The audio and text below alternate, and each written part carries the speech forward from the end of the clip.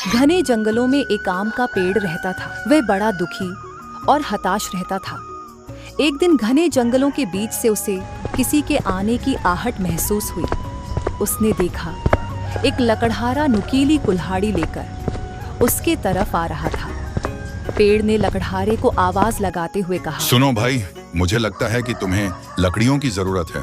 तुम मुझे काट कर ले जा सकते हो। हे, पहली बार कोई पेड़ मुझे खुद बोल रहा है कि मुझे काट लो। बड़ी अजीब बात है। मैं तो तुम्हें काटने के इरादे से बिल्कुल नहीं आया था, और यह कुल्हाड़ी तो मैं जंगली जानवरों से बचने के लिए लाया हूँ। कृपया मुझे पूरी तरह से काट कर नष्ट कर दीजिए।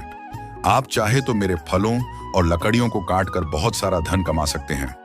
आप मुझे काट देंगे तो मैं आपका सदा आभारी रहूंगा। तुम इतने बड़े हो, तुम्हारे ऊपर इतने बड़े बड़े मीठे आम लगे हुए हैं। तुम बोल सकते हो, सुन सकते हो। इतने खासियत होने के बावजूद तुम अपने आप को नष्ट करना क्यों चाहते हो? आखिर तुम ऐसा क्यों कर रहे हो? मेरी यह खासियत किसी के काम नहीं आता। यहाँ बहुत सारे जंगली जानवर रहते हैं जो मेरे छाया के नीचे बैठकर शिकार करते हैं। शिकार करने के बाद जो मांस बच जाता है उसे गीत खाने के लिए आ जाते हैं, जिन्हें देखकर कोई भी पक्षी या चिड़िया मेरे ऊपर घोंसला नहीं बनाते हैं। और हर दिन मुझे मेरे आंखों से हिंसा के अलावा कुछ और देखने को नहीं मिलता है, और ना ही मैं किसी भी पक्षी को बचाने के लिए उसकी मदद कर पाता हूँ। पेड़ तो परोपकारी होते हैं, पर मैं अपने धर्म का पालन नहीं कर पा रहा हूँ, इसलिए आप मुझे काट दीजिए। पेड़ की बातें सुनकर लकड़हारा बोला, यदि तुम्हारा यही इच्छा है तो मैं तुम्हें काट देता हूँ।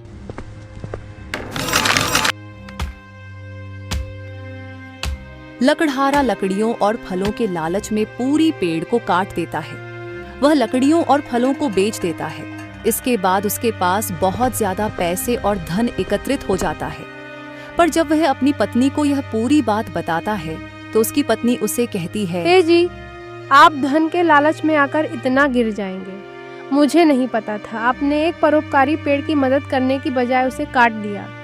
मैं इस धन को हाथ भी नहीं लगाऊंगी। यह पाप से कमाया हुआ धन है। रीता, तुमने मेरी आंखें खोल दी। यह तो मुझसे बहुत बड़ा पाप हो गया। धन के लालच में मेरी आंखों पर पट्टी बंध गई थी। मैंने अपने हाथों से उसे बेचारे पेड़ को नष्ट कर दिया। लकड़हारा और उसकी पत्नी अब आत्म पलानी में डूब गए थे।